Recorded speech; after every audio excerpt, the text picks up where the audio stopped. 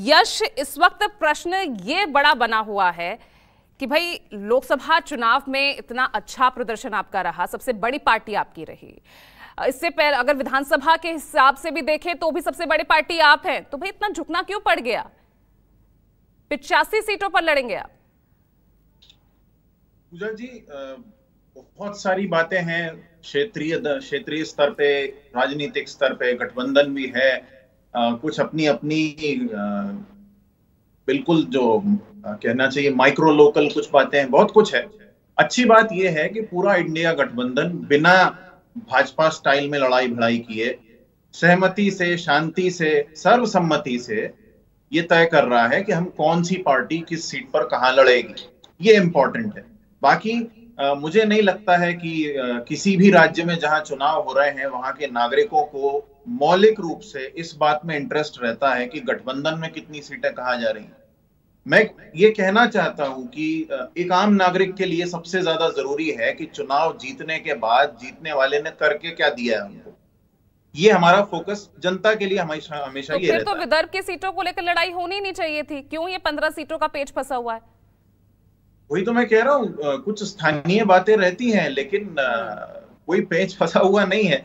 अभी जैसे आपकी रिपोर्ट में भी शुरू में दिख रहा था, राजीव जी ने भी बताया, बहुत सारी बातें हैं लेकिन ऐसा कुछ भी नहीं है जैसा आपको अभी शायद थोड़े समय में यहाँ दिखाई देगा। जो अजीत पवार जी की नाराजगी है या असंतोष है, वो अभी बहुत कुछ दिखेगा। मैं पहले भी बोल चुका हूँ एक दो बार आपके चैनल पे भी और भी दूसरे चैनलों पे कि अजीत पवार जी एक बार इनको गोता दे चुके हैं और बहुत तगड़ा दिया था। उस समय फडणवीस साहब की वो शपथ रह गई थी धरी हुई।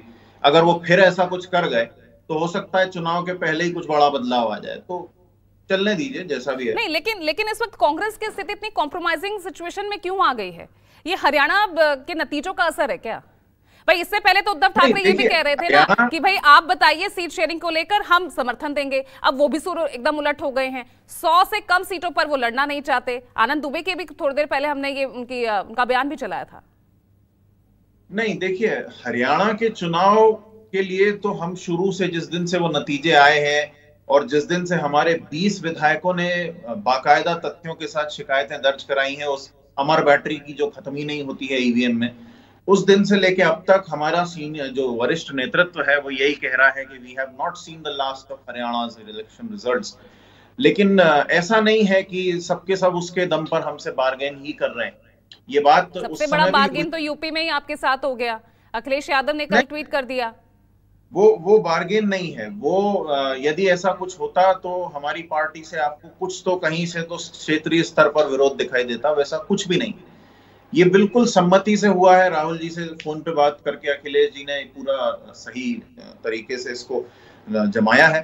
और हम ये मानते हैं कि हमारे लिए भी, पूरे इंडिया गठबंधन के लिए चुनाव जीतना ज्यादा जरूरी है इस समय, क्योंकि जैसे धारावी अडानी को दिया जा रहा है वैसे ही उत्तर प्रदेश में भी बहुत कुछ गलत हो रहा है। वैसे ही हर जगह झुक गए ना, यानी आप झुक गए।